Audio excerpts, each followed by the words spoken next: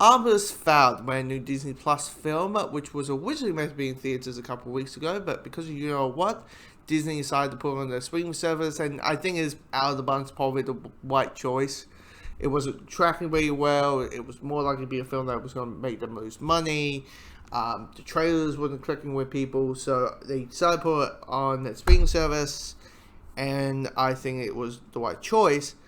But I will say this film has 16, well, currently, last time I checked, 16% on Rotten Tomatoes. And I won't lie, I'm with that 16%. This is not a bad film. This is not Dunstified. This is not one of the worst films of the year. It's not. I had a kick with it. It's not. It's a fun little film. Like, here's the thing, there's several things I had problems and all that kind of stuff. Like, I do find that Artemis Fowl is a little bit too, because most of the characters are from like the UK. It's like a UK British base.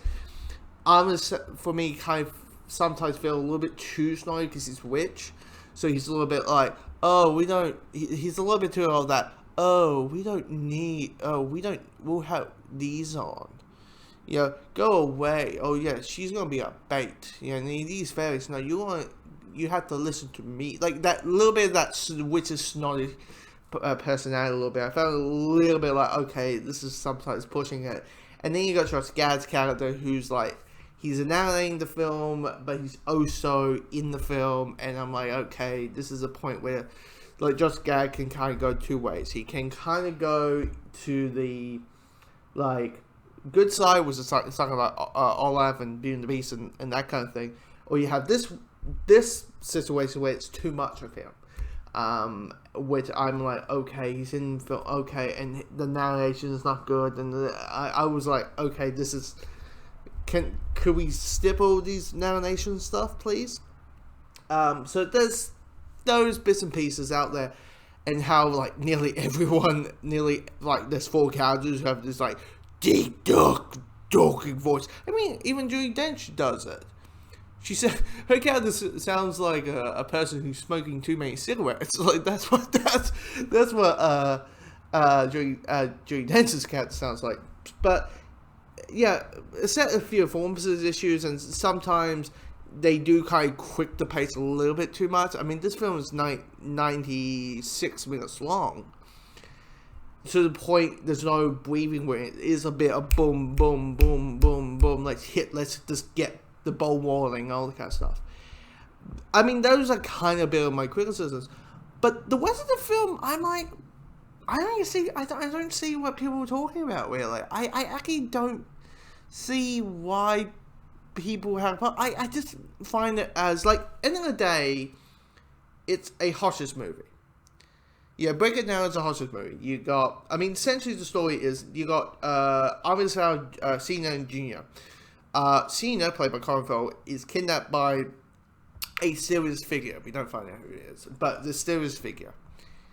And the serious figure has commanded Artemis Fowl to Junior to find out and deliver this particular advice, or the dad's going to die.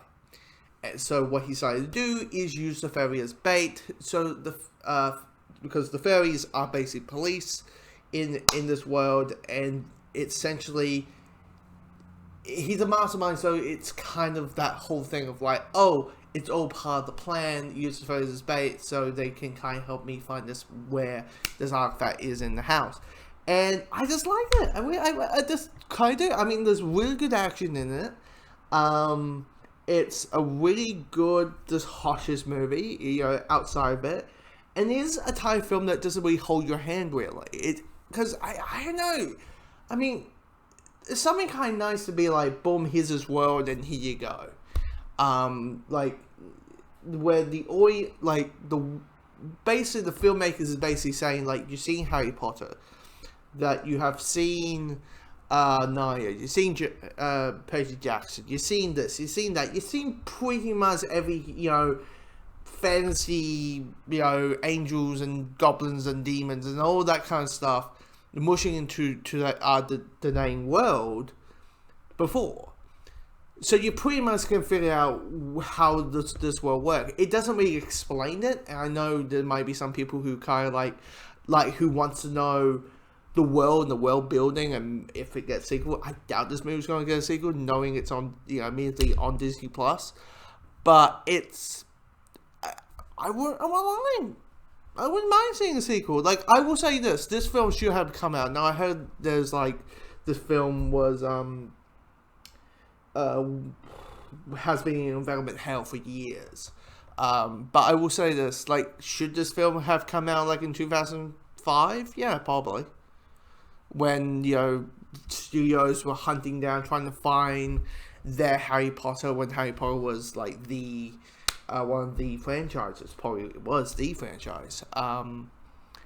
And there was, you got Perry Jackson and Naya and all of this stuff. And I feel like, yeah, this should have come out, this film should have come out 10 years, 15 years ago. But I liked it. I liked the film. Cut me crazy. I liked it. Yeah.